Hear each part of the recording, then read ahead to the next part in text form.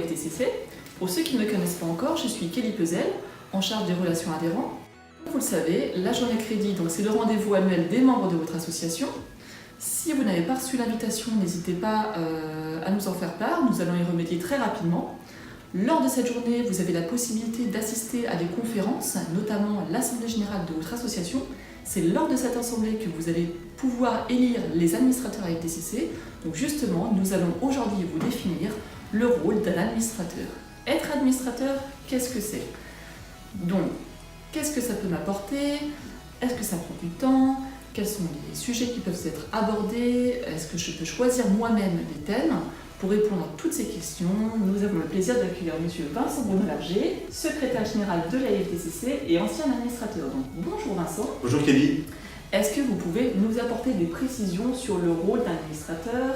Est-ce que ça prend du temps déjà? Donc bonjour à toutes et tous. Alors déjà concernant le temps, alors pour être honnête, le poste d'administrateur, ça prend surtout le temps que vous souhaitez y consacrer. D'accord. Donc je m'explique. Le conseil d'administration se réunit 4 fois par an, une fois par trimestre. Donc vous pouvez donc assister à ces conseils soit physiquement, soit par téléphone, soit par visioconférence. Ça, je dirais, c'est la base du poste d'administrateur. D'accord. Après, donc, les membres de l'association qui veulent se porter candidat vont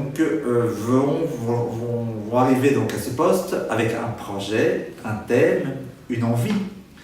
Ça peut être écrire des articles, ça peut être animer un groupe de travail ou tout autre thème qui soit développé. Par exemple, certains administrateurs actuellement ont travaillé sur les relations entre l'ADV et le Credit Management.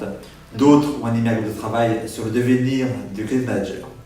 Donc je dirais que voilà, dès que nous avons donc des candidats, ils seront élus lors de l'Assemblée Générale de l'Agence de crédit par les membres de l'association.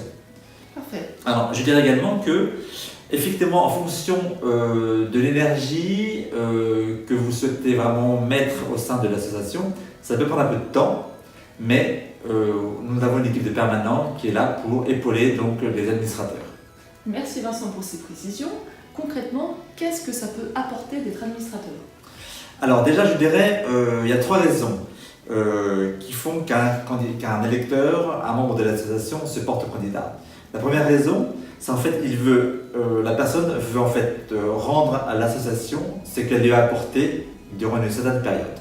Très bien. Deuxième raison, c'est vraiment donc apporter donc une envie, un thème, une idée qui se développer et qui se vraiment pour améliorer donc la visibilité, la crédibilité de l'association. Et la troisième raison, c'est la personne aime son métier de Credit Manager et souhaite la valoriser au sein donc, du conseil et de l'association. Vous avez raison, c'est important.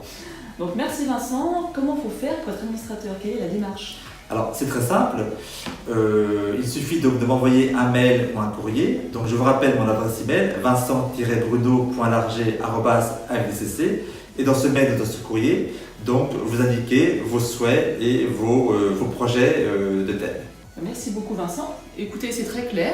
J'espère qu'on a pu vous convaincre d'être administrateur de la FTCC. Si vous avez des questions, n'hésitez pas à nous contacter. Merci beaucoup Vincent encore. Merci Kelly. Et voilà, donc merci beaucoup de nous avoir suivis. À très bientôt. Merci, à bientôt, Merci, au revoir. À bientôt, au revoir.